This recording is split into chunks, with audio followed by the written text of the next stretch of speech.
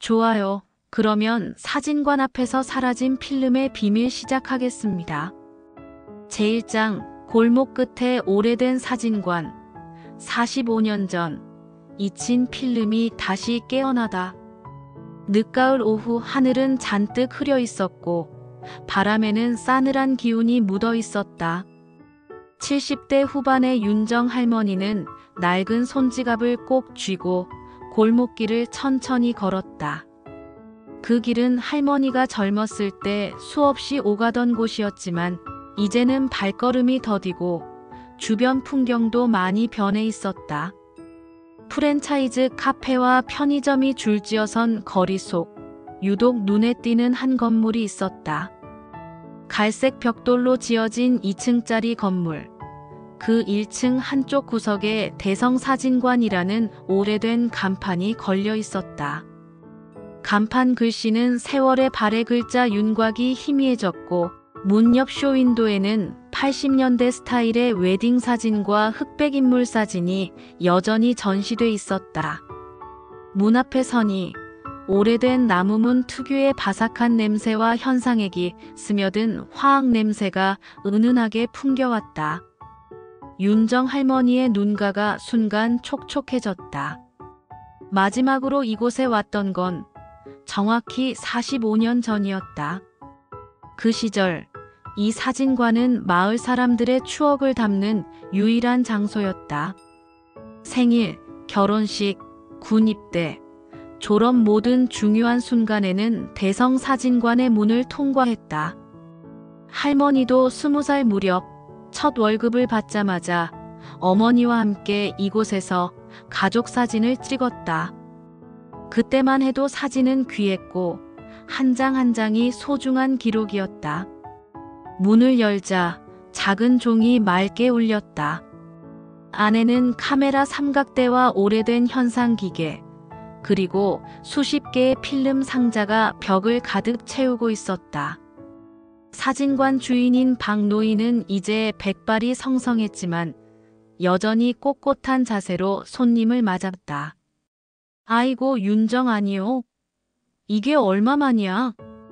깜짝 놀란 할머니는 눈을 크게 떴다. 박 사장님 아직도 이 사진관을 하고 계셨네요. 두 사람은 반가움과 어색함이 섞인 미소를 나누었다. 할머니가 오늘 이곳에 온 이유는 단 하나였다. 며칠 전 오래된 장롱을 정리하다 발견한 낡은 상자 때문이었다. 상자 속에는 젊은 시절 입었던 옷, 오래된 엽서, 그리고 무엇보다 신기한 건 작은 필름통이었다.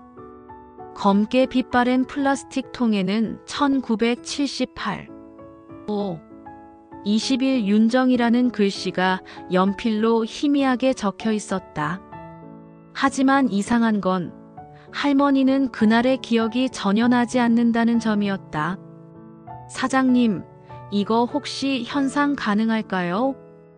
윤정 할머니는 조심스럽게 필름통을 꺼냈다. 박 사장님은 그것을 유심히 들여다보더니 눈썹을 찌푸렸다. 이거 꽤 오래됐네.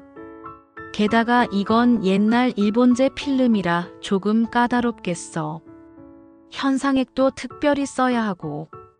그럼에도 사장님은 금세 미소를 지으며 말했다. 그래도 한번 해보지. 혹시 무슨 사진인지 기억은 나?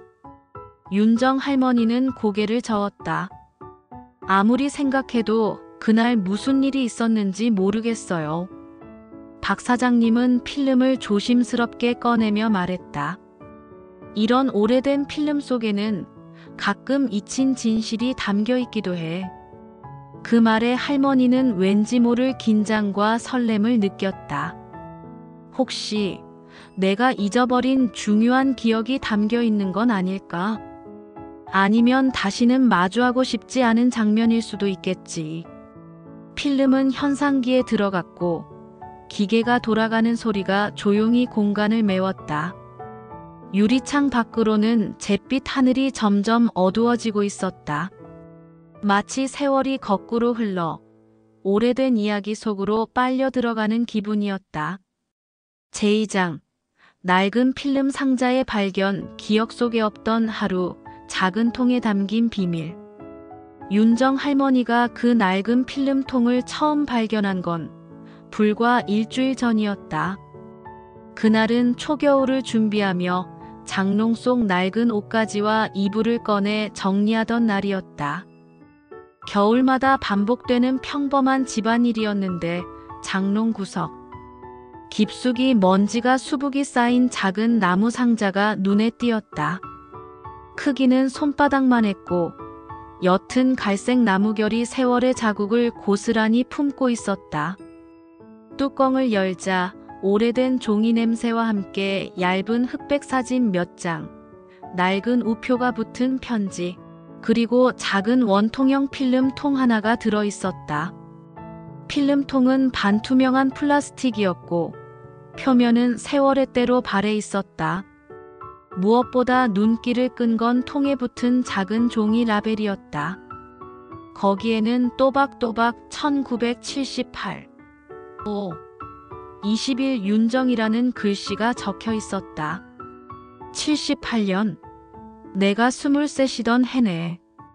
할머니는 중얼거렸지만 그 날짜에 무슨 일이 있었는지는 아무리 떠올려도 기억나지 않았다. 그 시절 윤정은 이미 직장 생활을 시작했고 서울에서 자취를 하던 때였다. 마을로 돌아온 건 명절이나 가족 행사가 있을 때뿐이었다. 사진 몇 장을 들춰봤지만 그날과 연관된 단서는 없었다. 편지도 읽어보았지만 내용은 단순한 안부와 짧은 인사뿐이었다. 그런데 이상하게도 필름통을 손에 쥐는 순간 설명하기 어려운 묘한 떨림이 느껴졌다. 마치 그 안에 잊혀진 어떤 비밀이 갇혀있는 듯한 기분이었다. 밤이 깊었는데도 할머니는 쉽게 잠을 이루지 못했다. 혹시 그날 무슨 특별한 일이 있었던 걸까? 왜 그걸 기억하지 못하는 걸까? 머릿속에서 질문이 꼬리에 꼬리를 물었다. 다음 날 할머니는 평소 친하게 지내는 이웃 김 여사에게 이 이야기를 꺼냈다. 김 여사는 눈을 동그랗게 뜨며 말했다. 아이고, 그거 꼭 현상해 봐야지. 요즘은 오래된 필름도 현상해주는 데가 있다더라. 하지만 윤정은 쉽게 결심하지 못했다.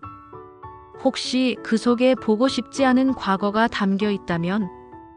혹은 그날의 사진이 누군가에게 상처가 될 내용이라면? 며칠간 고민을 거듭하던 끝에 할머니는 마음을 굳혔다. 그래, 있는 그대로 마주해보자. 아무리 오래된 과거라도 결국 나의 삶일 뿐이니까. 그렇게 선택한 곳이 바로 대성사진관이었다. 젊은 시절 자주 찾던 곳, 그리고 필름 속 추억을 안전하게 되살려줄 유일한 곳이라고 생각했기 때문이다. 제3장 현상되는 기억의 조각들. 사진 속 낯선 청년, 사라진 하루의 기억. 대성사진관의 문을 열자 종소리가 가볍게 울렸다. 카운터 뒤에서 안경을 낀 사장님이 고개를 들어 윤정을 바라봤다. 오랜만이네요, 윤정 씨. 30년은 좋게 된 것 같은데. 사장님의 목소리에는 반가움과 놀라움이 섞여 있었다. 윤정은 웃으며 인사를 건넸다. 세월이 이렇게 흘렀네요. 사장님, 혹시 오래된 필름도 현상 가능할까요? 말과 함께 내민 낡은 필름통을 본 사장님의 표정이 잠시 굳어졌다. 오이거, 진짜 오래됐네요. 70년대 말쯤 건가요? 네, 1978년이라고 적혀 있어요. 사장님은 조심스럽게 통을 열어 필름을 꺼냈다. 빛에 비춰보며 상태를 확인한 뒤 고개를 끄덕였다.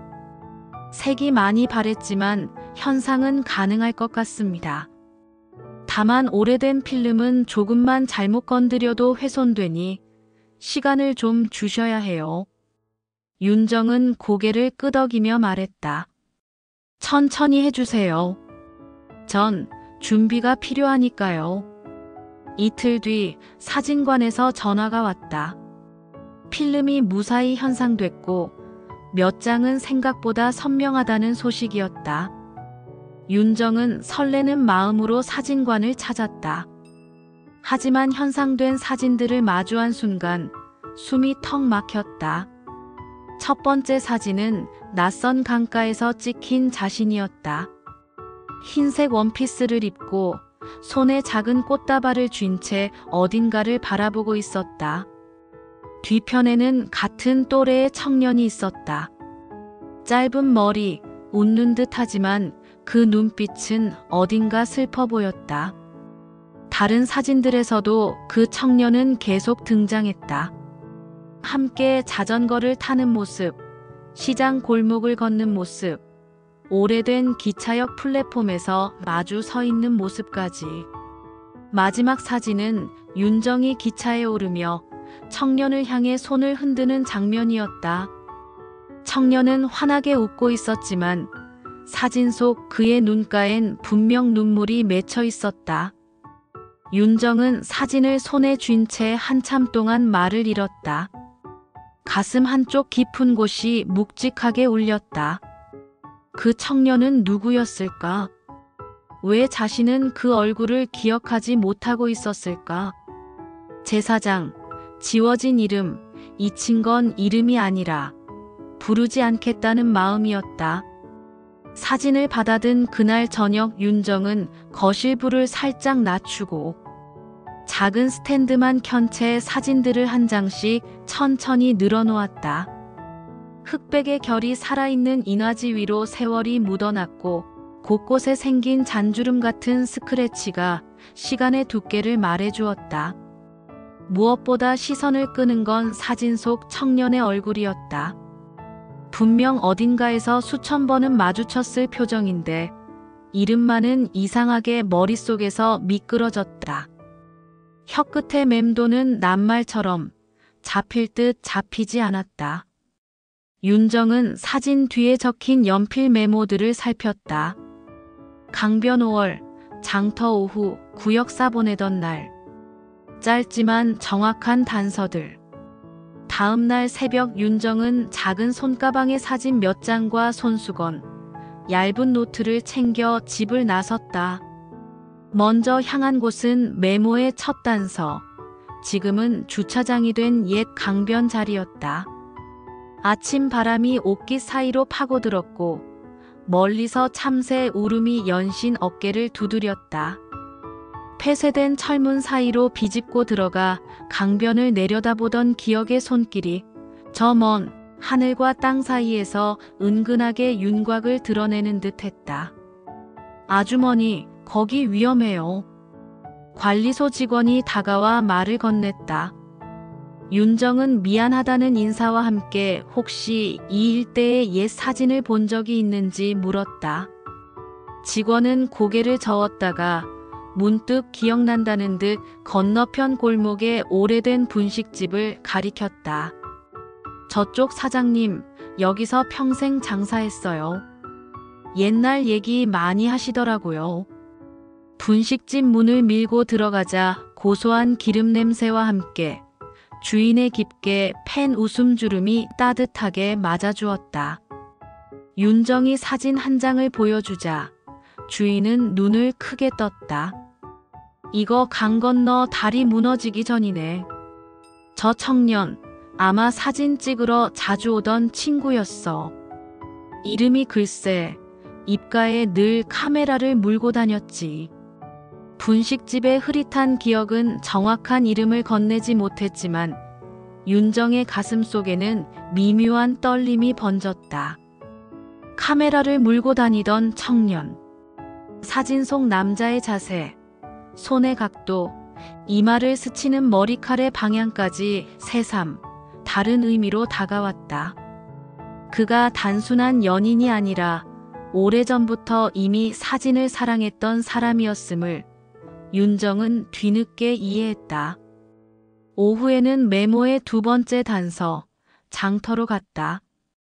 깨끗이 포장된 도로 위에 임시시장이 열렸고 색색의 천막 아래로 가을 햇빛이 얼룩처럼 떨어졌다. 윤정은 오래된 자파를 파는 노점 앞에 멈췄다. 먼지가 수북한 라디오 옆에 낡은 필름통 몇 개와 금속제 카메라 부품이 섞여 있었다. 노점 주인은 물건보다 이야기를 더 좋아하는 듯 했다. 예전에 이 근처에 대성사진관 있었죠. 사장님이 사람 참 좋았어. 젊은 친구들이 사진 들고 와선 아무 말 없이 현상 맡기고 또 달려가고. 윤정이 조심스레 사진 속 남자를 보여주자 주인은 한동안 고개를 갸웃거리다가 말했다. 저 눈빛 낯이 익네. 이름은 민수.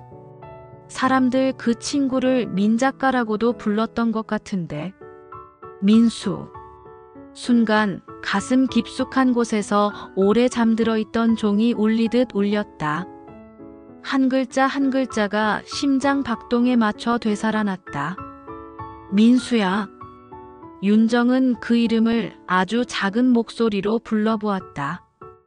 혀끝에서 떨어져 나온 소리가 공기 속으로 녹아드는 동안 그 이름이 자신의 입술을 거쳐 다시 자신에게로 돌아와 오래된 상처를 부드럽게 어루만지는 느낌이 들었다.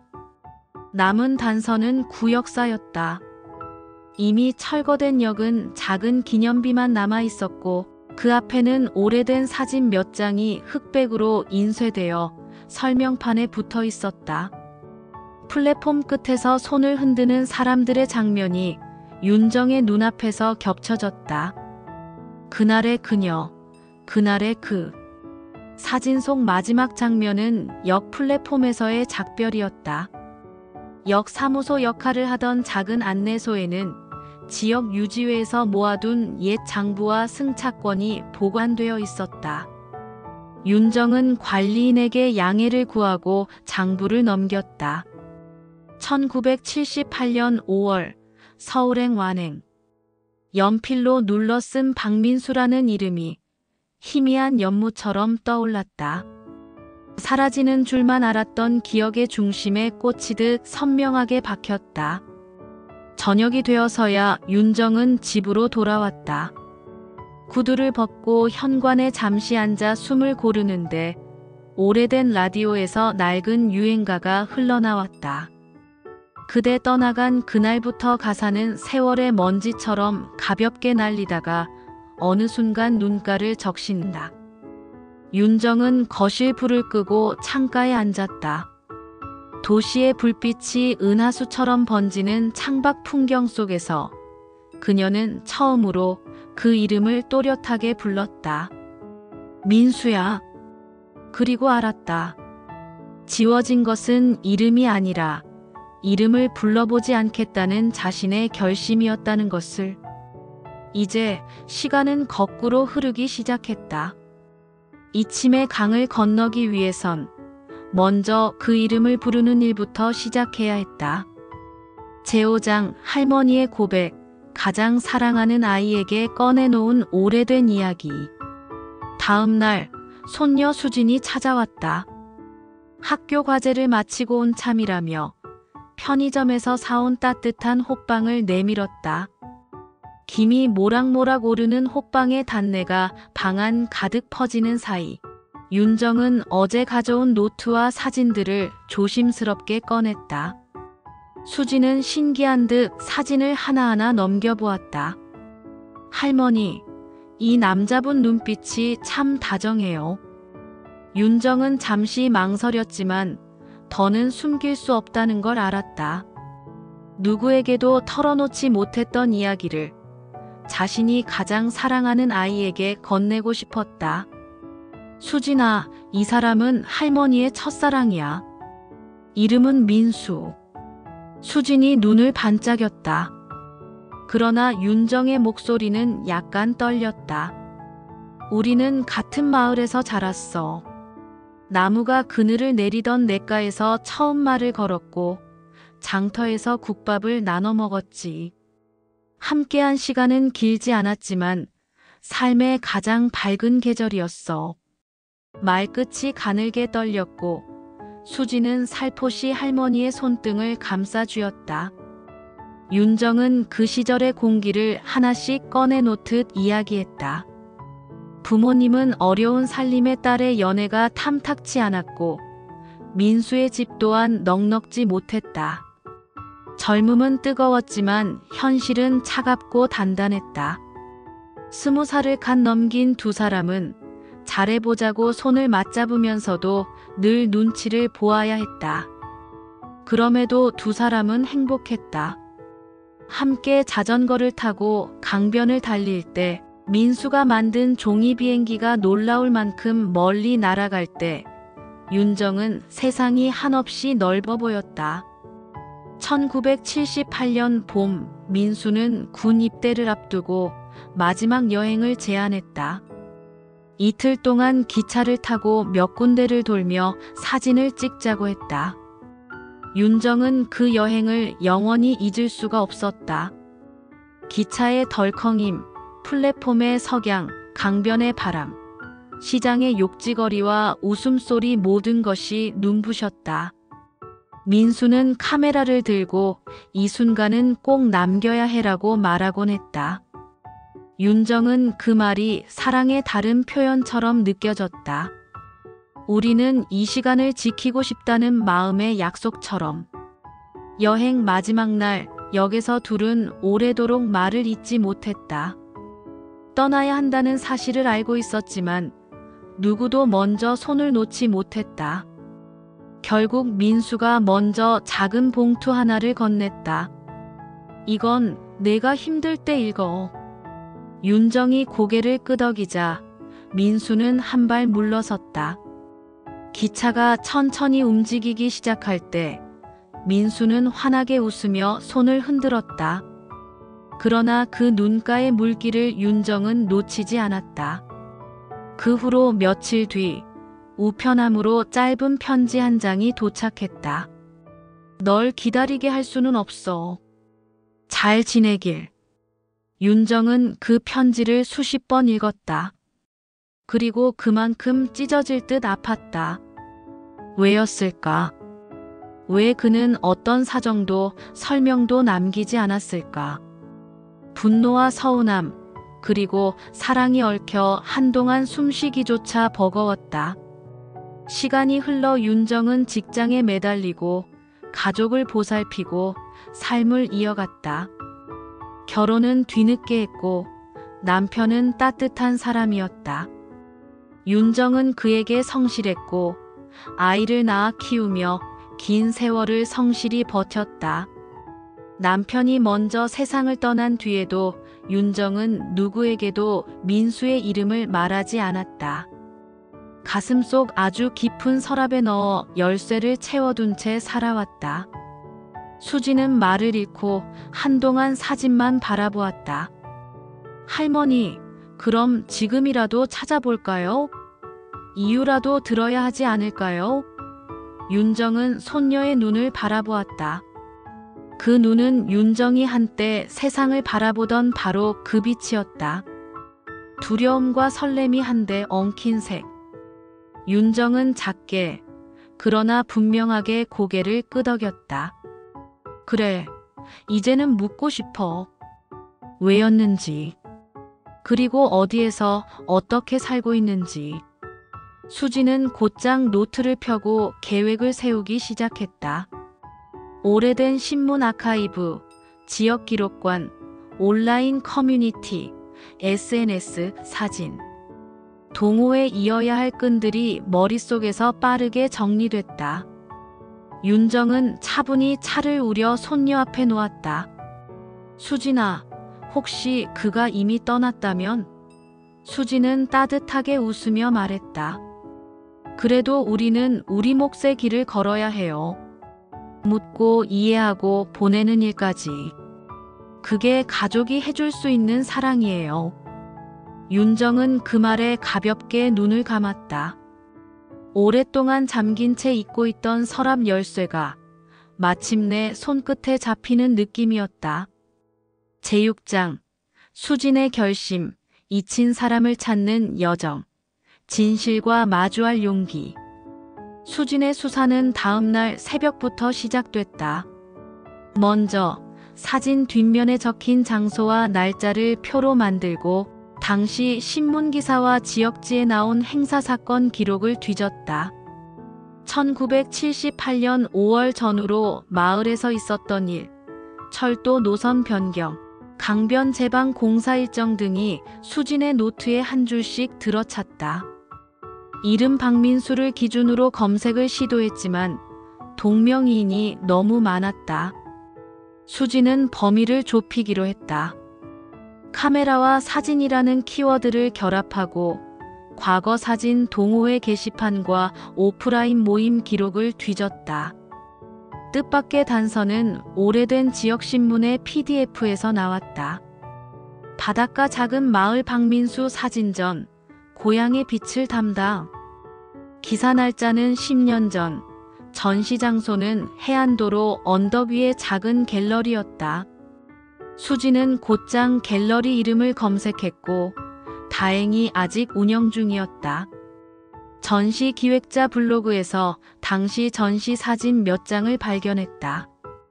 포스터 한 켠에 흐릿하게 찍힌 중년 남자의 옆모습. 윤정이 보여준 흑백 사진 속 청년과 닮은 눈매였다. 수진은 갤러리에 전화를 걸었다. 전화를 받은 매니저는 조심스럽게 대답했다. 작가님은 지금도 이 근처에서 지내세요. 간간히 갤러리에 들르시고요. 다만 사생활을 존중해야 해서 연락처를 바로 드리기는 어렵습니다. 수진은 상황을 설명했다. 할머니의 첫사랑이고 오래된 사진을 통해 기억을 되찾는 중이며 그저 안부만이라도 확인하고 싶다고. 한참의 침묵 끝에 매니저는 이메일 주소 하나를 알려주며 말했다. 사연을 적어 보내세요. 제가 전달해 드릴게요. 밤늦게까지 수진은 편지를 썼다. 호들갑스럽지 않게, 그러나 진심이 느껴지도록. 윤정과 민수가 함께했던 짧지만 단단한 시간, 그리고 오랫동안 닫혀있던 마음의 서랍을 이제 조심스레 열고 싶다는 소망. 메일을 전송하고 나서야 수진은 숨을 길게 내쉬었다. 이제는 기다릴 시간. 다음 날 오후 답장이 도착했다. 짧고 단정한 문장이었다. 고맙습니다. 그분을 기억합니다. 언제, 어디서 만나면 좋을지 알려주세요. 보내는 이는 박민수였다. 수지는 순간 울컥했다. 너무 많은 시간이 흘렀는데도 그 이름이 여전히 살아 움직이고 있었다. 수지는 할머니에게 달려가 메일을 보여주었다. 윤정은 한동안 말없이 화면만 바라보다가 아주 조용히 울음을 터뜨렸다. 기쁨과 두려움과 설렘이 한꺼번에 밀려오는 울음이었다. 만남 장소는 바닷가 작은 갤러리로 정했다. 수지는 일정표를 만들고 이동 경로와 쉬는 곳, 점심 식당까지 모두 정리했다. 만일을 대비해 약과 얇은 무릎 담요, 작은 손거울까지 챙겼다. 출발 전날 밤, 수지는 윤정의 손을 잡았다. 할머니, 어떤 결과가 나오든 괜찮아요. 우리가 해야 할 건 진실을 만나고 서로를 이해하는 거예요. 윤정은 고개를 끄덕였다. 가슴은 떨렸지만 이제 도망치지 않겠다고 마음을 먹었다. 오랫동안 잔물결만 일던 호수에 마침내 바람이 불었다. 제7장, 재회의 순간, 수십 년을 건너온 이름, 다시 불려진 순간. 바닷길은 생각보다 더 푸르고 생각보다 더 조용했다.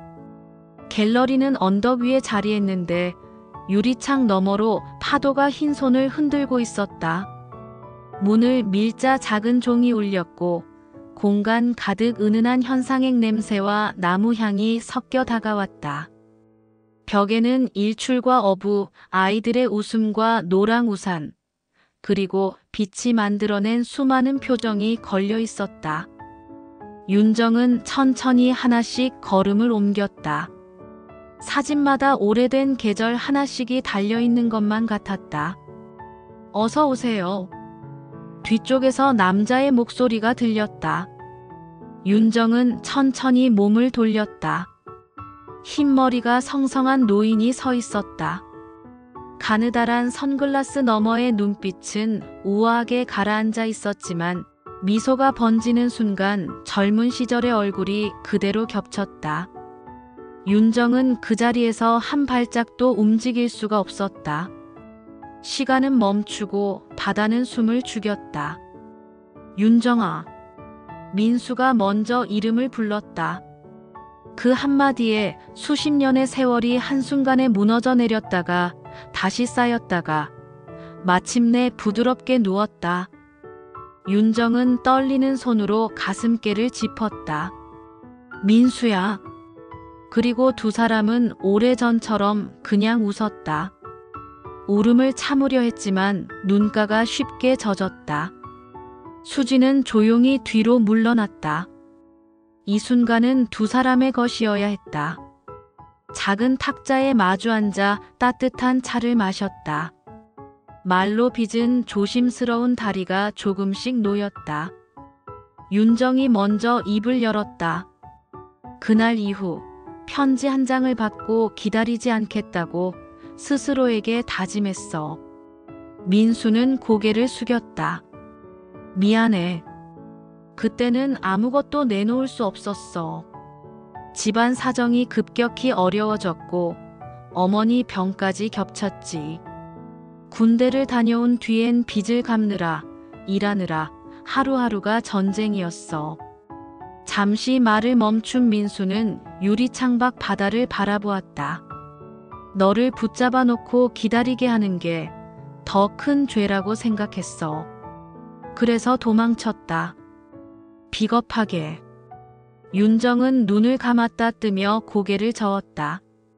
그때 우리는 너무 어려웠지.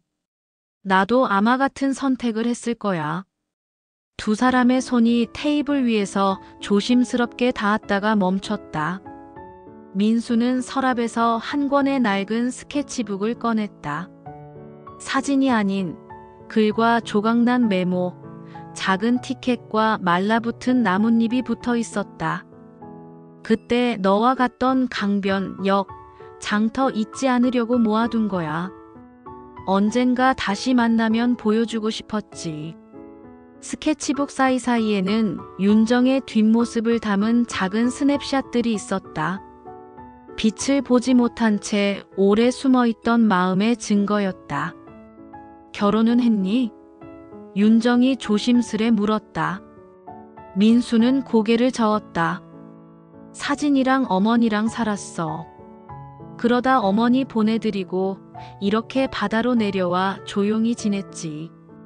전시를 몇 번 했는데 사람들이 고향을 떠올리며 많이 울더라. 윤정은 자신도 모르게 미소를 지었다. 넌 늘 빛을 찍었지. 사람과 계절, 그리고 마음의 온도까지. 민수도 웃었다. 넌 늘 빛을 만들어줬어. 내 사진이 따뜻하다면 아마 내가 그 안에 있기 때문일 거야. 노을이 천천히 갤러리 유리창을 물들였다. 수진이 조용히 다가와 말했다. 두 분, 바닷가 잠깐 걸으실래요? 바람이 참 좋아요. 세 사람은 언덕을 내려가 모래사장을 천천히 걸었다. 바람은 적당했고 파도는 얌전했다. 이따금 아이들이 던진 돌멩이가 물살에 부딪히며 반짝였다. 윤정은 속으로 되뇌었다. 우리는 지금 늦은 계절을 걷고 있어. 늦어서 고마운, 그래서 더 소중한 계절이었다. 제8장, 늦은 계절의 약속, 늦어서 더 단단하고, 그래서 더 고마운 용기. 재회의 감격이 잦아든 뒤, 일상은 조심스럽게 새 자리를 찾았다. 윤정과 민수는 일주일에 한 번씩 갤러리에서 만나 차를 마셨다. 처음 몇 번은 과거 이야기가 대부분이었다. 그때는 어땠는지, 왜 그랬는지, 무엇을 놓쳤는지. 어느 순간부터 두 사람은 미래 이야기를 꺼내기 시작했다. 겨울이 지나면 강변 벚꽃이 피겠지. 봄이 오면 여기 있던 자리에 작은 벤치라도 놓아볼까. 말의 결은 과거형에서 점차 미래형으로 치환됐다. 수지는 두 사람의 만남을 지켜보며 작은 제안을 했다. 강변과 옛역 장터 사진들을 모아 작은 전시회를 열면 어떨까요? 동네 주민들이 자신의 옛 사진을 가져와서 함께 붙여보는 거예요. 이름하여 우리 동네 기억전. 민수의 눈이 반짝였다. 좋다. 사람들의 기억이 모이면 사라진 장소도 다시 살아날 수 있어. 윤정은 고개를 끄덕였다. 기억을 혼자 품는 대신 함께 나누는 전시라는 말이 마음을 두드렸다. 숨겨온 서랍을 여는 일은 두려웠지만 그 서랍 안에 든 건 손상된 비밀이 아니라 오래 보살펴야 할 추억이라는 걸 이제는 알았다. 준비는 생각보다 빠르게 진행됐다. 갤러리에는 옛 사진 스캔 받습니다라는 작은 안내문이 붙었고 첫 주부터 사람들이 사진을 들고 찾아오기 시작했다. 빛바랜 결혼사진, 군복 차림의 아들과 어깨동무한 아버지, 첫째의 생일상 앞에서 서툰 미소를 짓는 젊은 부부. 각자의 삶이 흑백의 얼룩 속에서 다시 빛났다. 민수는 손수 스캐너를 조정하며 사진의 먼지를 털었고 윤정은 사진 주인들의 이야기를 차분히 받아 적었다. 이 자리가 원래 우리 동네 약국이었지요. 그 다리 아래서 여름마다 물장구를 쳤어요. 기록이 쌓일수록 도시는 더 단단한 표정을 되찾아갔다. 전시 오픈날 갤러리 유리창에는 손바닥 크기의 사진들이 한 겹 한 겹 겹쳐져 있었다. 가운데에는 윤정과 민수가 함께한 1978년의 강변 사진이 걸렸다. 두 사람의 뒷모습 위로 노을이 내려앉아 있었다. 관람객들이 조용히 숨을 고르며 사진 앞에 섰다. 어떤 이는 입술을 깨물었고 어떤 이는 눈두덩을 훔쳤다. 한 중년 부부가 말했다. 이 사진 우리 아버지가 찍어주신 각도랑 똑같다. 그날 이후로 한 번도 보지 못했는데 전시는 누군가의 사적인 시간표를 모두의 시간으로 바꾸는 자리였다. 행사 마지막 순서로 민수가 짧은 인사를 건넸다. 우리는 종종 잊어버립니다. 하지만 잊힌 건 우리를 떠난 게 아니라 우리가 잠시 외면한 것일지도 모릅니다. 오늘 여러분의 사진이 서로를 비추는 거울이 되었으면 합니다. 윤정은 마이크를 이어받았다. 저 역시 한 이름을 오랫동안 부르지 못했습니다. 이제는 압니다. 이름을 부르는 순간 사랑은 현재형이 된다는 것을. 박수가 번졌고 수지는 조금 떨어진 곳에서 조용히 손을 모았다. 세 사람의 눈빛이 잠시 겹쳤다. 전시가 끝난 뒤 윤정과 민수는 갤러리 뒤편 작은 벤치에 나란히 앉았다. 바람은 초겨울로 향했지만 해는 아직 따뜻했다.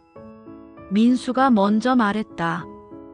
윤정아, 이제라도 함께 계절을 좀 더 걸어볼래? 윤정은 웃으며 고개를 끄덕였다. 그래, 이제는 도망치지 말자. 설명하지 못한 시간도 미처 쓰지 못한 편지도 다 우리 이야기였으니까. 두 사람은 손을 맞잡았다. 손등의 주름과 체온이 천천히 한 온도를 향해 섞여들었다. 그날 밤 윤정은 오랜만에 깊은 잠을 잤다. 꿈속에서 그녀는 다시 강변을 걸었다. 노을이 물 위로 흘렀고 바람이 머리카락을 스쳤다. 멀리서 누군가 이름을 불렀다. 윤정아. 그녀는 돌아보았다. 그리고 이번에는 답했다. 민수야. 깨어난 뒤 윤정은 서랍에서 그 오래된 편지를 꺼냈다. 나지막이 읽고 조심스레 접어 다시 넣었다. 그 위에 오늘의 전시 포스터를 폭에 올렸다. 과거와 현재가 충돌하지 않고 고이 포개지는 소리가 났다. 다음 주 수지는 새로운 제안을 했다. 할머니 사진관 앞에 서라는 이름으로 작은 채널을 만들면 어때요? 사람들 사연 받으면 사진과 함께 이야기를 들려주는 거예요. 민수는 장난스레 말했다. 그럼 나는 촬영 감독. 윤정은 웃었다. 나는 진행자. 세 사람은 한껏 웃었다. 늦게 찾아온 계절은 분명했다. 늦어서 더 단단하고 그래서 더 고마운 시간. 바다는 여전히 파도를 보냈고 갤러리 창은 여전히 빛을 들였다. 그 빛 속에서 두 사람은 마침내 약속했다. 남은 날들을 서둘지 않고 그러나 한 걸음도 아끼지 않기로. 그리고 서로의 이름을 매일 현재형으로 부르기로. 오늘의 이야기 마음에 남으셨나요? 세월이 흘러도 우리 마음속의 작은 빛은 꺼지지 않습니다. 그 빛이 당신의 오늘을 조금 더 따뜻하게 비추기를 바랍니다. 시니어 감성극장은 언제나 당신 곁에 있습니다. 구독과 좋아요 잊지 마세요.